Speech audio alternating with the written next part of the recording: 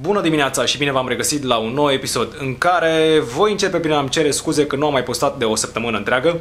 Mii de scuze, însă am meritat și o să vedeți imediat de ce.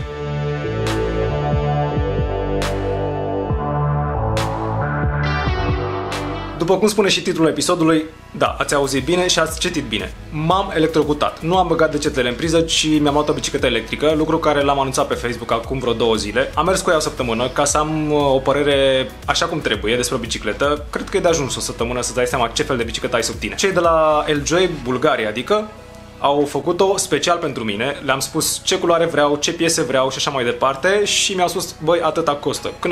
Când am auzit că costă, am zis ok, o vreau și eu vreau să mi-o aduceți în România.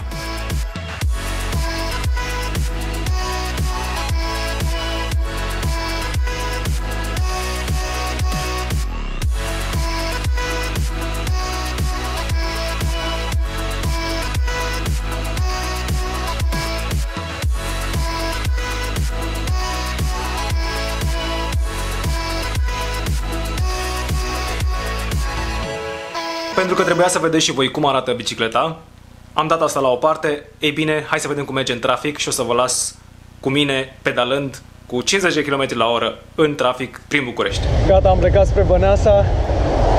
Este ora 8 și 37 de minute, dacă nu mă înșel. Deocamdată până mă pornesc eu ca să mă încălzesc puțin și totodată să vă explic și vouă cum merge bicicleta. Asta este un S-pedelec, adică în momentul în care pedalezi, bicicleta te asistă, nu are accelerație, nu are absolut nimic, după cum vedeți la ghidon. Bicicleta are motor de 250 de W cu putere maximă de 350 de W, iar greutatea bicicletei este undeva în jur de 20 de kg, cam așa. Acum sunt fără asistență, bicicleta e destul de grea și e normal să fie așa, pentru că motorul este undeva la picioarele mele, la fel și bateria. În momentul de față este pe nivelul 5 de asistență, adică, mulțumesc mult de tot, adică puterea pe care eu o pun la picioare este amplificată cu 500%, ceva de genul, 600%. Trebuie să ajungem cât de repede posibil în Băneasa și înapoi, fără să transpirăm, fără să obosim. Dacă mă întrebați ce-i cu bicicleta electrică, vreau să spun sincer că v-aș da la fiecare câte o bicicletă electrică să înțelegeți de ce. Foarte multă lume m-a întrebat în ultima perioadă de ce bicicletă electrică.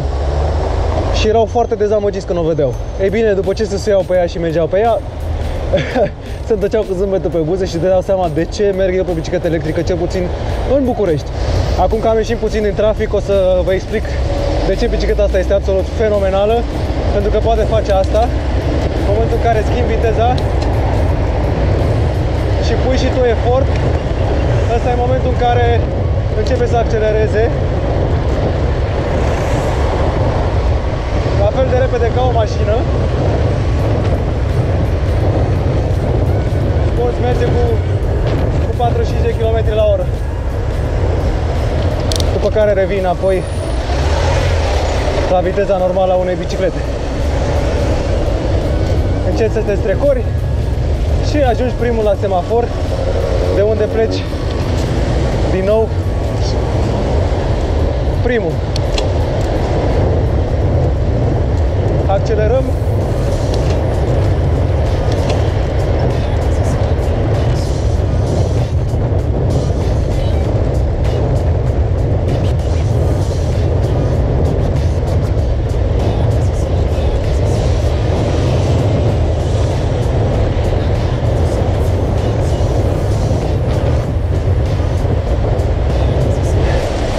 Verde, primul de la stop, cel mai rapid, la 30 de km la oră. Accelerăm către 35, 40.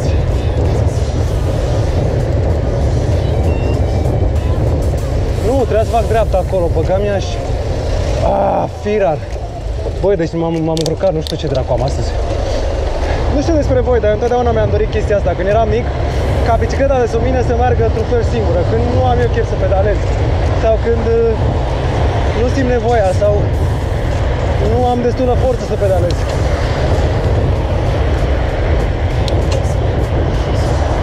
După ce am fost la Eurobike,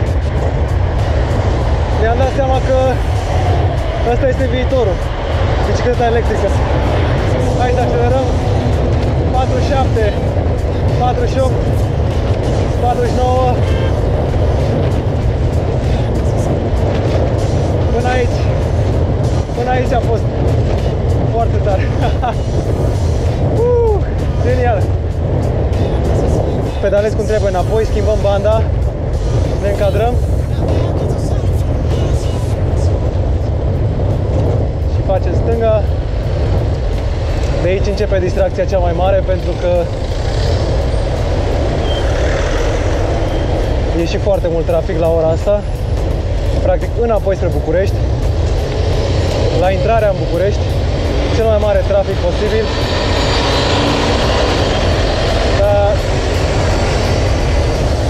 cuvintele trafic și bicicletă sunt antonime, se resping unul pe celălalt, nu există. Ne strecurăm, schimbăm viteza. Așa cum spuneam, îmi cer mii de scuze că nu pot să vorbesc, însă bine, e și foarte frig afară, sunt doar 6 grade.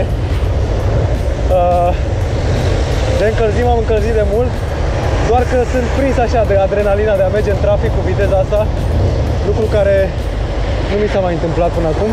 Doamna Firea a făcut banda asta pentru autobuze, dar s-a răzgândit. A zis ea că rezolvă ceva, dar e cancher, nu rezolvă nimic. Ne-a dat așa o zi de civilizație și după aia gata, s-a potolit. Sunt sigur că mulți dintre voi o să mă blamați, pentru că am ales o marcă de care nu mulți dintre voi ați auzit. Mă refer la marca L-Joy și nu am ales o marcă consacrată, Scott, Focus și așa mai departe. Specialized verde. Ideea e felul următor. Bicicletele astea sunt extrem de customizabile și foarte atent lucrate de către Galin și Alex, cei de la L-Joy. Bateriile sunt făcute de ei, cadrele sunt vopsite de ei și asamblate bicicletele manual de către ei. Deci nu pe o fabrică din China sau Taiwan sau mai știu pe unde. Lucru care mi-a plăcut foarte mult și se simte la bicicletă. Trec peste absolut orice groapă, fără niciun sunet străin, fără nimic. Ceea ce îmi place foarte mult. Părțile negative la bicicleta asta. Hai să trecem la ele. Atrage toate privirile și e un lucru bun, în sensul că e cam greu de păzit de hoți și în București asta e un lucru extrem de dificil. Un alt lucru care nu-mi place la bicicletă este că nu are frânare regenerativă, regenerative braking se numește, adică în momentul în care frânezi, motorul simte asta și pune înapoi niște curent în baterii. Și bineînțeles, portbagajul și geanta din spate sunt foarte importante. În momentul în care ai de cărat anumite chestii, îți pui geanta și ai ajuns la destinație, o scoți, legi bicicleta și după care te întorci și cari ce ai nevoie. Noiembrie vor veni cu tracker GPS integrat în motor, adică vei ști în orice moment unde îți este bicicleta. Și sincer, să deschizi motorul nu e o chestie ușoară. De ce spun asta? Pentru că am văzut cum se desface unul și este extrem de dificil și descurajator pentru hoți, pentru că în momentul în care știi unde ți-e bicicleta, ai mai mari șanse să reacționezi decât să te gândești, aoleu, am rămas fără bicicletă. Ce? Nu. Ne întrecem? Hai să ne întrecem, gata. Păi e roșu. Ce ai făcut? Hai, e verde acum.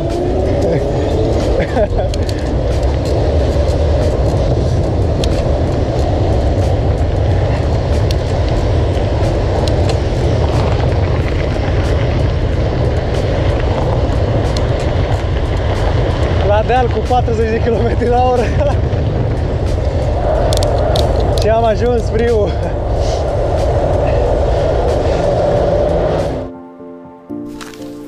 Nu uitați că săptămâna viitoare vă aștept la Bike Geek să testați și voi două mountain bike-uri. Unul dintre ele este și mai bestie decât ăsta, pentru că merge mult mai rapid. Până atunci aveți grijă despre voi. Mulțumesc mult că v-ați uitat la mine. O să vă las pe ecran, cum v-am zis, timpii pe care am făcut, viteza medie și așa mai departe. Nu știu dacă e relevant pentru cineva, nu cred că are importanță. Important este că m-am distrat, v-ați distrat și voi cu mine și ne vedem în următorul episod. Salut! Pa, pa!